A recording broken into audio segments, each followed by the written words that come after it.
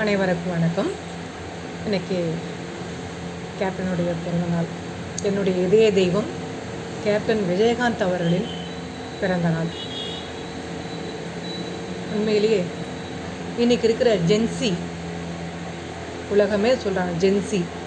Gen Z group of மக்களுக்கு பழைய வரலாறே தேவையில்லைன்னு சொல்கிறாங்க. ஆனால் பழைய வரலாறு தேவையில்லாமல் ஃப்யூச்சரை ஒன்றுமே கட்டமைக்க முடியாது. எப்படி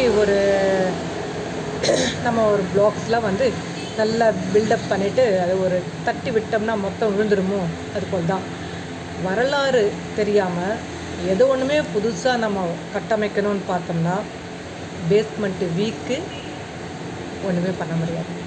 சரியா? அதுபோல் தான் அப்படி. ஏன்னா ஜென்சி குரூப் ஆஃப் பீப்புள்ஸ்க்கு கேப்டனை பற்றி தெரியாது இல்லையா?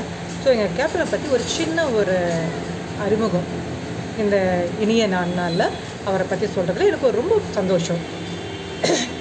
அவர் பார்த்தோன்னா முதல்ல அவர் நடிக்கிறதுக்கு வந்தார். அதாவது சினிமாவில் நடிக்கிறதுனா அவர் ரொம்ப பிடிக்கும். அவர் ஒரு நல்ல குடும்பத்தில் பிறந்தவர், நல்ல வசதி வாய்ப்புள்ள குடும்பத்தில் பிறந்தவர் தான். ஆனாலும் கூட அவர் நடிப்பு ரொம்ப பிடிச்சி போயிட்டு வராரு. நடிப்புக்காக திரைப்படத்துறைக்கு வரும்போது அப்போது மிகப்பெரிய ஜாம்பவான்கள்னால் சினிமா துறையில் எப்படி சொல்லலாம், நல்ல கலர்ஃபுல்லாக, நல்ல சிவப்பாக அப்படி தான் சொல்லணும் இல்லையா, ஸ்மார்ட்டாக அப்படி இருந்தவங்க தான் அதிகம். ஆனாலும் கூட அவர் நம்ம தமிழ்நாட்டுக்கே உரிய கட்டமைப்பு, நம்ம தமிழ்நாட்டுக்கே உரிய ஒரு கருத்த அழகான கலையான முகம். அந்த கருப்பாக அழகாக கலையான முகத்துக்கு அப்போ சினிமா ஃபீல்டில் யாரும் அவ்வளோ சீக்கிரமாக வாய்ப்பு தர மாட்டாங்க. வில்லன் கேரக்டர் தான் கொடுத்தாங்க. ஆனால் அவர் மறுத்து விட்டார். எனக்கு ஹீரோ கேரக்டர் தான் வேணும் அப்படின்னு அவர் ரொம்ப அதை விரும்பி வெயிட் பண்ணார். பல விதமான போராட்டங்கள். அவர் தந்தைக்கு பிடிக்காது. இருந்தாலும் கூட அவரோட விடாமுயற்சியோட அவர் தொடர்ந்து சினிமா துறையில் போய்ட்டு ஒவ்வொரு கம்பெனியாக அவர் பார்த்து கடைசி நேரத்தில் அவருக்கு ஒரு சந்தர்ப்பம் கிடைச்சிது. அந்த கிடைச்ச சந்தர்ப்பத்தை அருமையாக பயன்படுத்திக்கிட்டு அவர் மேலும் நிறைய ஹீரோ கேரக்டர் வர ஆரம்பித்தார். கொஞ்சம் கொஞ்சமாக, அதாவது ஏதாவது ஒரு ரோல் கிடைச்சா போதுமில்லை அந்த டேலண்ட்டை வெளிப்படுத்துறதுக்கு. டேலண்ட்டாக இருக்கிறவங்கள என்னதான் 1000 கை போட்டு 1000 திரை போட்டு மூடினா கூட ஒன்றுமே மறைக்க முடியாது. ஆதவனை எப்படி பெரிய திரை போட்ட கூட மறைக்க முடியாதோ அதுபோல் எங்கள் கேப்டன் அவரோட டேலண்ட்டை ஒன்றுமே பண்ண முடியல. ஒரு வாய்ப்பு கிடைச்சிது. அந்த வாய்ப்பை பயன்படுத்திட்டு ரொம்ப அருமையாக வந்தார். அருமையாக திரைத்துறையில் ரொம்ப அருமையாக ஹீரோ கேரக்டர் பண்ணி மற்ற எல்லா லெவல்லையும் மற்ற ஹீரோயிசம்லாம் ஒன்றுமே பண்ண முடியாத அளவுக்கு ஒரு வேறு லெவல் வந்தார். சம்பாதிச்ச பணம் கோடிகள், பல கோடிகள். மக்களோ கணக்கில் அடங்கா கோடிகள். கணக்கில் சொல்ல முடியாத அன்பு உள்ளங்களை அவர் சம்பாதிச்சு வச்சுருக்கார். இன்றைக்கி தமிழ்நாடு முழுக்க ஒவ்வொரு ஊரில், ஒவ்வொரு கிராமத்தில், ஒவ்வொரு நகரத்தில், ஒவ்வொரு ஏரியாவில் அவரோட பிறந்தநாள் கொண்டாடுறாங்கன்னா அவருக்காக அந்த அன்பான உள்ளங்கள், அந்த அன்பான கூட்டங்கள். அதுதான் அந்த நேர்மை அவர்கிட்ட அதுக்கு அடுத்து கற்றுக்கிற ஒரு முக்கியமானது நேர்மை, விடாமுயற்சி, நேர்மை. சினிமா துறையில் நடிக்க தெரிஞ்சே தவிர அவருக்கு நேரில் நடிக்க தெரியாத ஒரு உத்தமர், ரொம்ப உத்தம புருஷர் அவர். ஸோ இதுதான். இப்போல்லாம் ஏதாச்சும் ஒரு சின்ன வேலை கிடைக்கலாம் கூட நொந்து போயிடுறாங்க பசங்க. ஐயோ ஒன்றுமே முடியலையே அப்படின்னு சொல்லிட்டு கொஞ்சம் கூட அவன் டாலரன்ஸ் கிடையாது. ஆனால் அவர் ஒவ்வொரு இடத்துலையும் அவர் எவ்வளோ டாலரன்ஸோடு விடாமுயற்சியோடு மேலே வந்தார்ன்றது அவரோட வரலாறு கண்டிப்பாக தெரிஞ்சுக்கணும் இந்த ஜென்சி கூட்டம்.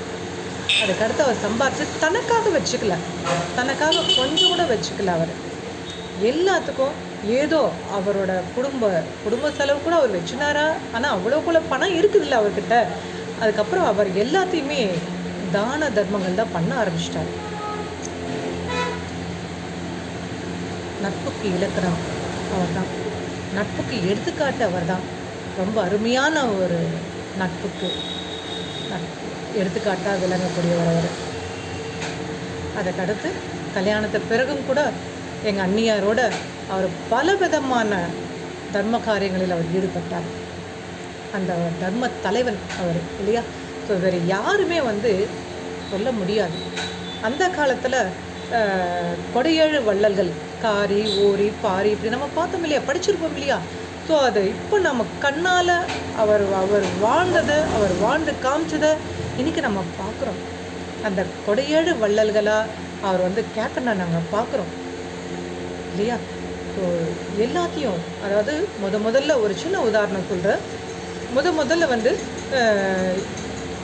ஏழைகளுக்கு முக்கியமாக விதவை பெண்களுக்கு, கிராமப்புறத்தில் இருக்கிற விதவை பெண்களுக்கு என்ன செய்யணும்னு யோசிச்சார். அது எப்படி தான் அவருக்கு அது யோசனைலாம் வரும்னே தெரியாது.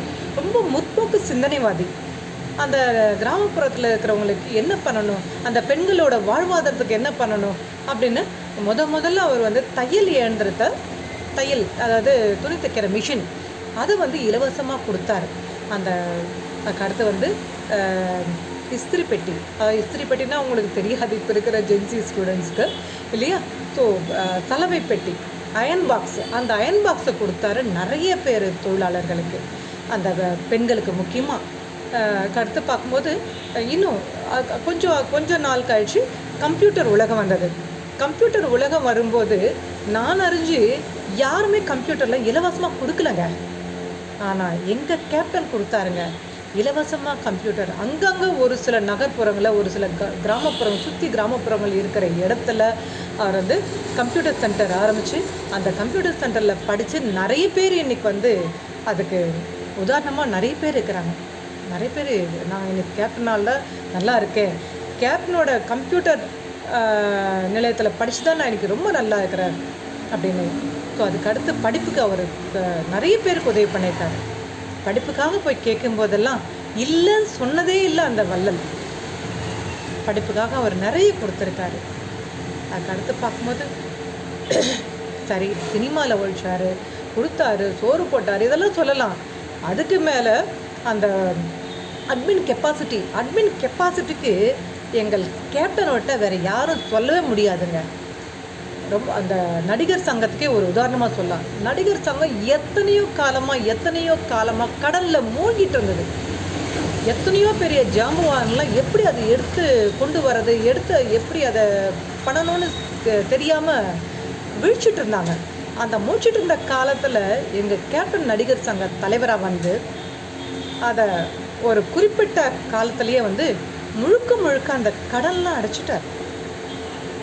அது அப்போ எவ்வளோ முற்போக்கு சிந்தனைவாதி, எவ்வளோ பெரிய அவர் அதுக்கு திட்டமிட்டிருப்பார், என்னெல்லாம் செஞ்சுருப்பார். அந்த திட்டமிடலுக்கு எடுத்துக்காட்டு அவர் விட்டு யாரும் இல்லைங்க. அருமையான திட்டமிடல், அருமையான முற்போக்கு சிந்தனைவாதிங்க எங்கள் கேப்டன். அதெல்லாம் திருப்பி பிறந்து வரவே யாரும் பிறப்பாங்கன்னு சொல்ல முடியாது, பிறந்து வரவும் முடியாது எங்கள் கேப்டனுக்கு. ஏன்னா எங்கள் கேப்டன் மட்டும்தான்.